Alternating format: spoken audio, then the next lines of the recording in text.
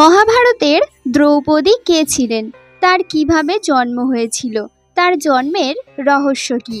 দ্রৌপদীর নাম কৃষ্ণা কেন? তার 5 পুত্রের নাম এবং তার 5টি ভুল কী ছিল? তিনি কেন কুকুরকে অভিশাপ দিয়েছিলেন? তার মৃত্যু কিভাবে হয়েছিল এবং তার বস্ত্রহরণ কে করেছিল? বস্ত্রহরণের পর কি হয়েছিল তার সাথে?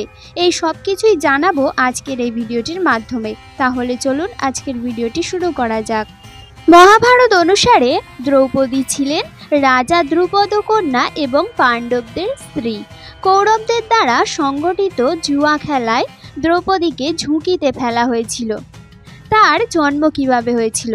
মহাভারত অনুসারে দ্রৌপদীকে আগুন থেকে জন্ম নেওয়া কন্যা হিসাবে বর্ণনা করা হয়।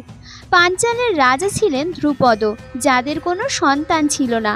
তারা একটি যজ্ঞ করেছিলেন যাতে দ্রৌপদীর জন্ম হয়। তার জন্মের রহস্য কী?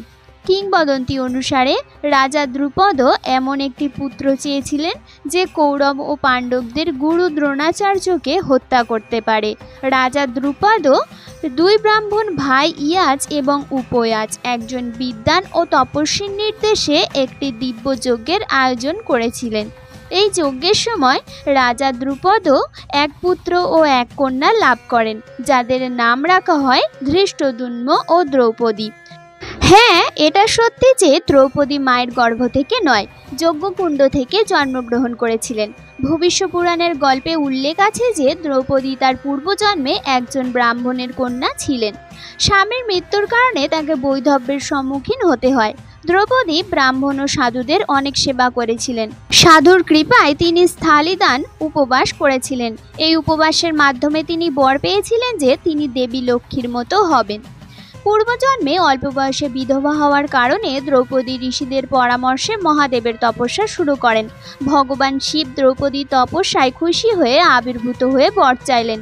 দ্রৌপদী বর হিসেবে এমন একজন স্বামী চেয়েছিলেন যা কোনো পুরুষের মধ্যে পাওয়া সহজ ছিল না। এই বর পেয়ে দ্রৌপদী 5 স্বামীর স্ত্রী হন। দ্রৌপদীর বিভিন্ন নাম ছিল। পাঞ্চালের রাজকুমারী বলে তিনি পাঞ্চালী, যজ্ঞ থেকে তিনি উৎপন্ন হয়েছিলেন বলে তার নাম যাজ্ঞসেনী, ভারত বংশের কুলবধূ বলে তিনি মহাভারতী এবং অজ্ঞাতবাসকালে তিনি মৎস্যরাজ। বিরাটের স্ত্রী সুদেষ্ণার কেশ সংস্কারকারিণী ছিলেন, এই জন্য তিনি সৈরন্ধ্রী নামেও পরিচিত ছিলেন। দ্রৌপদীর নাম কৃষ্ণা, কিন্তু কেন? দ্রৌপদীর নাম কৃষ্ণ ছিল কারণ সেও ছিল কৃষ্ণবর্ণের। এছাড়া শ্রীকৃষ্ণ ও দ্রৌপদী ভালো বন্ধুও ছিলেন। প্রতিটি সংকটে দ্রৌপদীকে সমর্থন করে বন্ধুত্বের দায়িত্ব পালন করেছিলেন শ্রীকৃষ্ণ। দ্রৌপদীর 5 পুত্রের নাম কি ছিল? দ্রৌপদী যুধিষ্ঠিরের কাছ থেকে প্রতিবিন্ধ, অর্জুনের কাছ থেকে শ্রুতকর্মা, ভীমের কাছ থেকে শ্রুতসোমা, নকুলের কাছ থেকে শতানিকা এবং সহদেবের কাছ থেকে শ্রুতসেন পেয়েছিলেন। দ্রৌপদীর 5টি ভুল কি ছিল? 1 নম্বর স্বয়ম্বরে কর্ণকে অপমান করা, 2 নম্বর 5 পাণ্ডবকে বিয়ে করা, 3 নম্বর ইন্দ্রপ্রস্থে দুর্যোধনকে অপমান করা, 4 নম্বর পাণ্ডবদের যুদ্ধে উদ্বুদ্ধ করা এবং 5 নম্বর জয়দ্রথকে হত্যা করা থেকে পাণ্ডবদের আটকানো। দ্রৌপদী কুকুরকে কেন অভিশাপ দিয়েছিলেন? দ্রৌপদী তার 5 স্বামীকে সামলে সুখে ঘর সংসার করছেন, তবে এর অনেক শর্ত ও ধারা আছে। এর মধ্যে প্রধান শর্ত ছিল যে স্বামী দ্রৌপদীর সঙ্গে সময় কাটাবেন তার পাদুকা বা জুতো ঘরের বাইরে খুলে রাখতে হবে, যাতে অন্য কোনো পাণ্ডব পাদুকা দেখে ঘরের মধ্যে প্রবেশ করতে না পারে। কিন্তু কোনো এক সময় পাদুকা বাইরে রেখেই দ্রৌপদীর সঙ্গে সময় কাটাচ্ছিলেন এক পাণ্ডব। তখনই এক কুকুর খুলে রাখা জুতো নিয়ে পালায়। ফলে ঘরের বাইরে পাদুকা দেখতে না পেয়ে অন্য পাণ্ডব ভাবলেন দ্রৌপদী ঘরে একাই আছেন। তিনিও ভুল করে ঘরে ঢুকে পড়েছিলেন। এত নিয়মে বাঁধার পরে এক স্বামী থাকা অবস্থায় অন্য স্বামী ঢোকে কি করে? এই ভেবে দ্রৌপদী রেগে যায়। অনুসন্ধান চালিয়ে জানা গেল সব দোষ কুকুরের। মহা রেগেমেগে দ্রৌপদী কুকুরকে অভিশাপ দিয়েছিলেন যে সমগ্র পৃথিবী তোদের সঙ্গম দেখবে আর মজা করবে।